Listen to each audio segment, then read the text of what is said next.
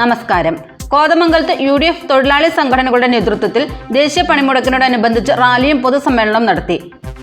DCC general secretary Abu Moideen സമ്മേളനം ഉദ്ഘാടനം ചെയ്തു. INTUC regional president KC Mathews അധ്യക്ഷനായി.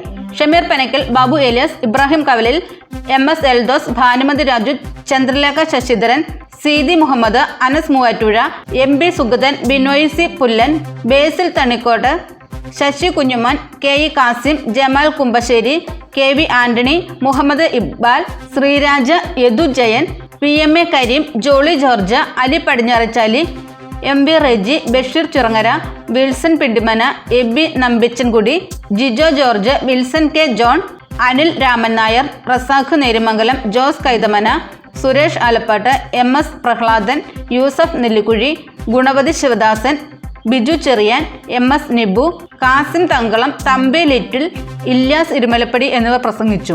രാജ്യത്ത് വകവച്ച് ഭരണഘടന കൊടുത്തിട്ടുണ്ട്, പാർലമെന്റ് പാസ്സാക്കിയിട്ടുണ്ട്.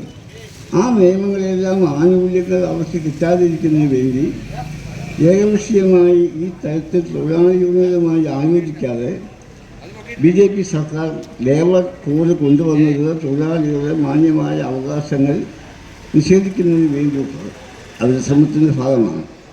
ഇതിനെതിരെ രാജ്യവ്യാപകമായ തൊഴിലാളികൾ സമരത്തിലാണ്. പക്ഷേ പാർലമെൻറ്റിലെ ഭൂരിപക്ഷവും നരേന്ദ്രമോദിയുടെ ദാസ്യവും അത് വെച്ച് അവർ മുന്നോട്ട് ആ നിയമവുമായി മുന്നോട്ട് പോവുകയാണ്. നിങ്ങൾക്കറിയാം, തൊഴിലാളിക്ക് ബോണസ് ആക്ട് പ്രകാരം അവരുടെ ബോണസ് അവരുടെ അവകാശമാണ്.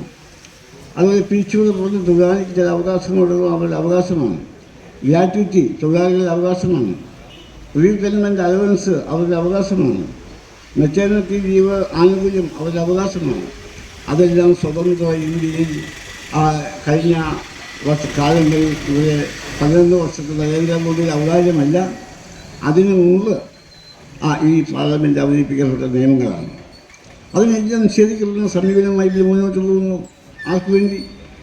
അദാനിക്ക് വേണ്ടിയും അംബാനിക്ക് വേണ്ടിയും കോടാന കോടീശ്വരന്മാരെ സഹായിക്കുന്നതിന് വേണ്ടിയുള്ള സമീപനമായി അവർ മുന്നോട്ട് പോകുന്നു.